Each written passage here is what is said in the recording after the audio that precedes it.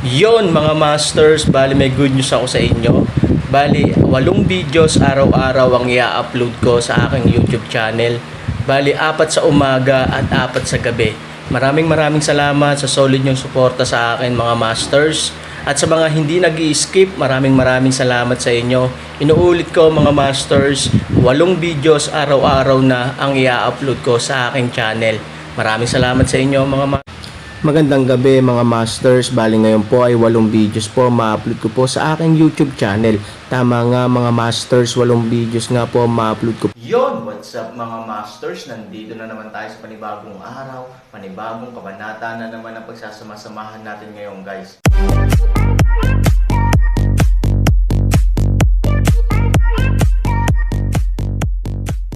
Bali mga masters, kung bago ka pa lang po sa aking YouTube channel, please click the subscribe button, lalong-lalo na po yung notification bell guys, para maging connected pa rin tayo sa isa't isa at maging updated kayo sa mga susunod ko pang video. Bali mga masters, bago natin umpisahan ng kwento ay mag-shoutout po muna tayo para sa mga solid nating tagapakinig. Shoutout kay Panday 2.0, shoutout kay Darwin Robera. Yun na nga mga masters, no? Bali hindi na ito patagalin. In 3, 2, 1, let's go! Mga master, 8 video na ang mapapakinggan nyo everyday, 4 sa umaga at 4 sa gabi. Salamat mga master. Magiliw ding ngumiti si Lin Mengsi.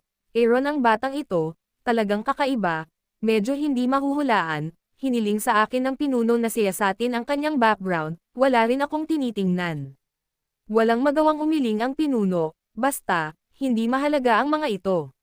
Sa pribado, hinahayaan mo si Chin Shuang na mas obserbahan siya at turuan pa siya. Nakikita kong mabait siya kay Chin Shuang. Oo, master. Tumanggaw si Lin Mengsi. Sige, pumunta ka na. Pagkaalis ni Lin Mengsi, umupo ang punong guro sa kanyang upuan, inulit pa rin ang mga aksyon ni Aaron. Sa dami ng ginawa niya, mas lalo siyang nakasimangot. Wuxiang Shenggong. Ang Aaron ba ay talagang matagal nang nawala na talento? Sa loob, si Aaron ay nakatira sa silid ni Chin Shuang. Napakaganda ng boudoir ni Chin Shuang, at ang buong silid ay puno ng sariwa ngunit kakaibang aroma. Nakahiga sa kama ng puting sutla, si Aaron ay tumitingin sa paligid ng may pagtataka. Hindi naman sa hindi niya nakita ang marangyang palamuti, ngunit hindi niya inaasahan na si Chin Shuang ay mayroon pa ring pusong pink na babae sa ilalim ng kanyang malamig na anyo. Karamihan sa mga palamuti sa bahay ay kulay rosas. Ang lahat ng uri ng magagandang bulaklak at magagandang collocation ay hindi na nagpapakita ng kanyang pribadong buhay. Sa katunayan, ito ay medyo katulad ni Ivory. Siya ay malakas sa labas, ngunit banayad sa loob. Ang pagkakaiba lang niya at ni Ivory ay talagang malamig at malamig sa buto si Chin Shuang. 3,000, inumin mo itong bowl ng chicken soup. Habang nakatingin sa paligid si Aaron, pumasok si Chin Shuang na may dalang bowl ng chicken soup sa kanyang kamay. Walang magawang umiling si Aaron, Elder Marshall sister, gusto ko lang magpahinga. Hindi ko na kailangang bumawi. Chin Frost Median isang titig, mas kalokohan, inumin ito. Walang magawa si Han Sanchen. Sa katunayan, hindi niya kailangan ng ganoong pangangalaga. Siya ay dumaranas ng mga pisikal na pinsala, ngunit alam niya na ang mga ito ay mga panloob na pinsala. Ang magagawa ng bagay na ito ay upang ayusin ang mga pisikal na pinsala. Hindi niya magagamit ang mga ito. Sa kasalukuyan, ang higit na kailangan niya ay pahinga at rehabilitasyon. Ayaw na niyang bumalik sa garden ng gulay. Ang pangunahing dahilan ay natakot siya sa lalaking Jeksinki na naghahanap ng gulo at iniistorbo ang sarili. Ngunit napakasakit ni Chin Shuang. Nang makita ang Aaron na umiinom ng chicken soup, tumanggaw si Chin Shuang na may kasiyahan, mahal, ito ang paraan para maging alipin. Makinig ka sa amo. Alam mo ba? Inilibot ni Aaron ang kanyang mga mata. Oo, master. Tingnan Aaron tapos na. Chin Shuang ngumiti, bumangon upang kunin ang mangkok pabalik, at pagkatapos ay tumingin sa Aaron, isang pagyuko, malapit sa Aaron sa harap niya, kumuha ng kanyang scarf, dahan-daang panasan Aaron bibig. Dahil sa biglaang paglapit ni Chin Shuang, namula si Aaron. Napakabango niya, at marami na silang close contact, at nakita siya ni Aaron. Kaya, sa tuwing lumalapit siya, hindi maihahambing ang pang-akit sa kanya sa pangkaraniwang tao. Higit pa rito, siya ay naging isang sakuna sa bansa at sa mga tao. Nga pala, anong gusto mong kainin sa tanghali pagkatapos uminom ng chicken soup? Pinunasan ni Chin Shuang ang kanyang bibig at binigyan si Aaron ng isang mahinang ngiti. Nakikita ni Aaron na medyo awkward ang ngiti niya. Sa tingin ko, dapat ay madalas siyang ngumiti ng napakaliit. Sa oras na ito, gusto niyang ipakita ang mabait at magiliw na hitsura sa harap ng Aaron. Whatever. Aaron napahiya. Well, sasabihin ko sa kusina na umorder ka. Sa tanghali, si Han Sanchen ay hanggal. Sinabi ni Chin Shuang na mag-o-order siya. Bilang isang resulta, siya ay direktang naghain ng isang buong mesa, at ang kampi ay ang buong mesa ng Manchu at Han. Pagkatapos ng tanghalian, muling nawala si Chin Shuang. Ang hindi alam ni Aaron ay ang lahat ng pagkain na iniutos ni Chin Shuang sa kusina ay hindi talaga ang iniutos ni Chin Shuang sa kusina. Sa halip, nagsumikap siya mula sa mga sangkap hanggang sa buong pagluluto. Kaya para sa hapunan, ang Chin Shuang ay natural na nangangailangan ng oras upang maghanda. Ang Aaron ay masaya at libre. Siya ay nasa bahay upang ayusin ang kanyang pinsala.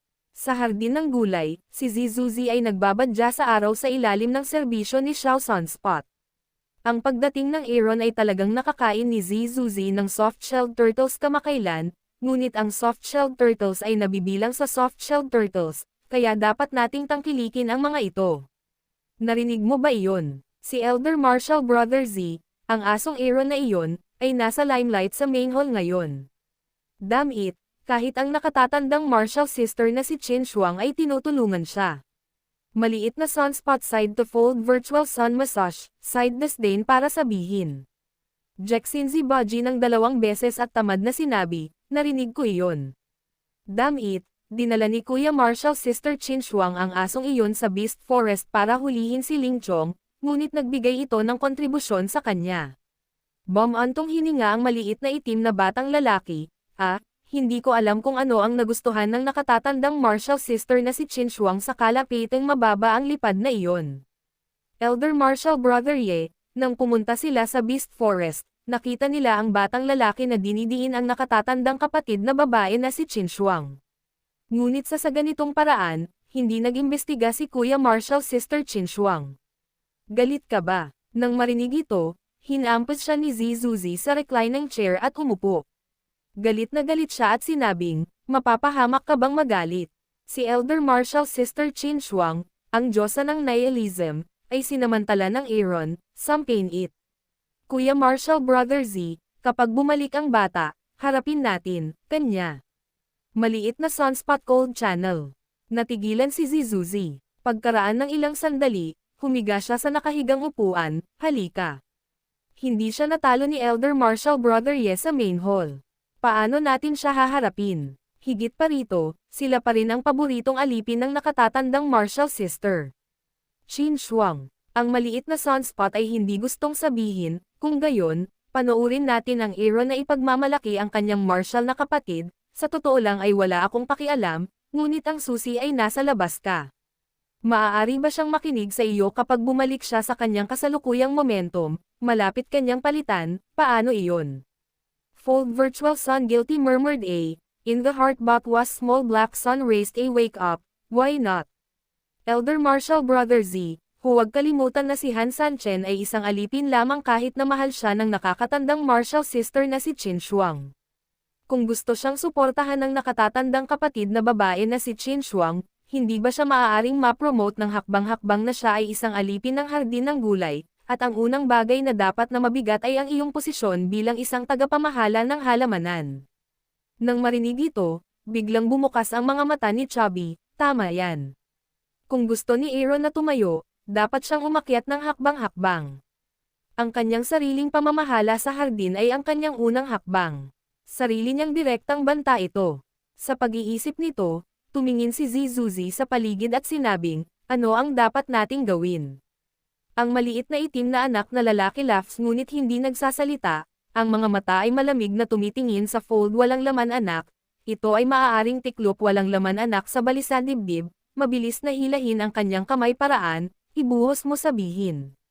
Maliit na itim na anak na lalaki ng bahagya ng isang ngiti. Pagkatapos ay isang mukha kahabag-habag paraan, Elder Marshall kapatid na lalaki, 4 na pick bagong binili na top bingo cook niyang marinig ngunit beauty ay mahusay, may interes. Nang marinig ito, ang matatabang mata ni Zizuzi ay puno ng pagnanasa. He nodded frantically, like a brother pig. Damn, I've heard that beauty is absolutely impossible. That little figure, that little face, oh, it's really haunting me.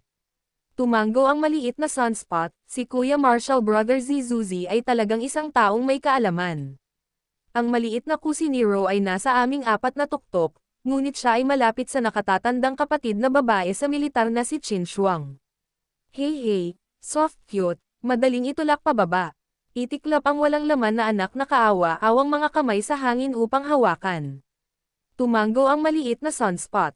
Biglang sumimangot muli si Zishuzi, ngunit ano ang kaugnayan ng maliit na kusinero at Aaron? Small sunspot misteryosong ngiti, syempre, mayroong isang relasyon, at mayroong isang mahusay na relasyon. Folding virtual anak ay nagtataka. Sa oras na ito, ang maliit na sunspot ay naglabas ng isang maliit na itim na kahon mula sa kanyang bag. Pagkatapos, marahan niyang binuksan, niyugyug sa harap ng natitiklop na virtual sun, at muling isinara ang maliit na kahon. Hindi naintindihan ni Zizuzi at sinabing, ano ito? Mabango ito. Panipi. Hehe. Ang pinakamagandang halimuyak sa mundo maliit na itim na anak ay masamang ngiti. Natuwa si Jacksinzi, magtipon ng mga bulaklak at magkalat. Maliit na batik ng araw tumango, alam talaga ni Kuya Marshall Brother ang mga paninda. Ito ang pinakakahanga-hangang pulbos sa pagtitipon ng bulaklak sa mundo. Kapag nasunog ito, mahihilo ka. Maaari mong gawin ang lahat ng gusto mo, at hindi mo na maaalala ang nangyari sa iyong paggising. Ang pinakamahalagang bagay ay walang kulay at walang lasa. Hindi naman nag-iiwan ng anumang pahiwatig, di ba? Maliit na sunspot ng isang ngiti, talaga. Pero hindi ko pa rin maintindihan. Ano ang kinalaman nito sa Aaron? Hinawakan ni Zizuzi ang kanyang ulo. Maliit na sunspot misteryosong bibig ng usok, hayaan ang Han 3,000 na lumamig.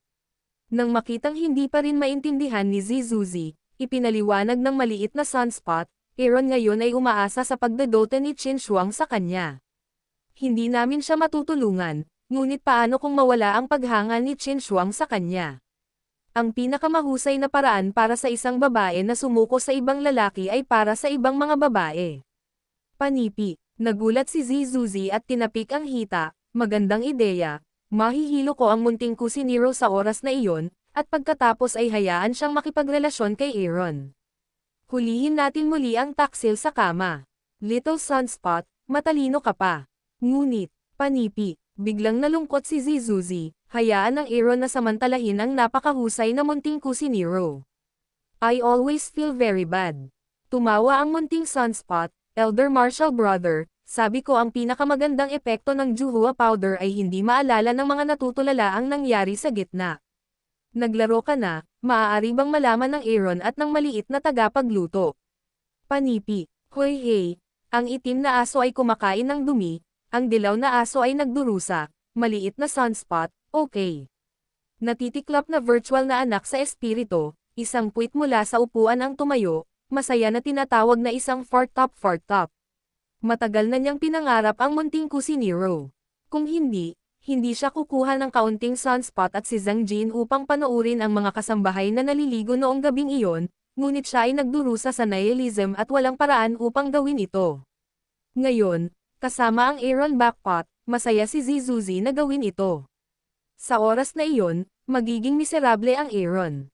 Hindi lang siya mabibigo sa paglalaro, kundi dadalhin din niya ang palayok para sa akin. Sa oras na iyon, hindi lang galit sa kanya ang nakatatandang martial sister na si Chin Shuang, kundi hahayaan din siyang maglaro, ayon sa mga tuntunin ng nihilismo. Nakangiting sabi ni Zizuzi, kailan tayo kikilos? Maliit na sunspot, hindi ko mapigilan. Hintayin ang Aaron na bumalik. Ang maliit na itim na anak mata makasalanan pag-asa isang matatiklop walang laman anak, walang malasakit sabihin. Tiklupan virtual anak na lalaki ganap na nasa sabik na may hanggalhang ang parehong, ay hindi mahanap ang lasa ng maliit na sunspot na ito hitsura, alam lamang ang sarili masaya paulit-ulit na tumango. Pagsapit ng 10:00 ng gabi, nagmamadaling lumabas ang munting sunspot mula sa kubo ng pawid ng taniman ng gulay. Hindi nagtagal, dumating siya sa isang damo, isang malaking puno, isang kabisera ng katawan na malumanay na nakasandal doon, isang maliit na sunspot ang dumating, agad na lumuhad, labis na gumagalang. Ano bang problema mo, Elder Marshal Brother? Natapos na ang deployment ayon sa utos mo. Sumagot ang munting sunspot. Well, it's done well. I'll reward you kapag tapos na. Tuwang-tuwa ang munting sunspot kaya't sinabi niyang, salamat Kuya Marshal. Kapag nagsimula na ang plano, ipapadala ko sa iyo ang taong grasa at ipapadala ko rito ang munting kusinero. Oo, tumawa ang lalaki. Nahuhuli ng mantis ang sikada at ang dilaw na maya. Hindi ko inaasahan na magkakaroon ng kalamangan ang taong grasa. Kapag may nangyari, ang taong grasa ang magiging salarin. Kuya Marshal kuya, magandang plano talaga. Pinuri ang maliit na sunspot. Sige, umatras, ikaw at ako ay magkikita, hanggat maaari. Dahil doon, nag-iwan ang lalaki ng isang berdeng bote ng jade at nawala sa gabi. Kinuha ng maliit na sunspot ang berdeng bote ng jade at saglit na nasa sabik. Sa oras na ito, ang Aaron sa pangunahing bulwagan ay kumakain hanggang sa mamatay. Sa tanghali, Manchu at Han Banquet, gabi Manchu at Han Banquet 2.0, ngunit kung ang mesa ay mas malaki, Aaron pakiramdam na mayroong higit pang mga pagkain. Elder Marshal Sister, nag-aalaga ka ba ng elepante? Si Aaron na walang imak ay tumingin sa buong 4 na layer ng mga pinggan, medyo walang imak. Yun na nga mga masters, no? Bali panibagong kabanata na naman yung natapos natin ngayong gabi. Muli, maraming salamat po.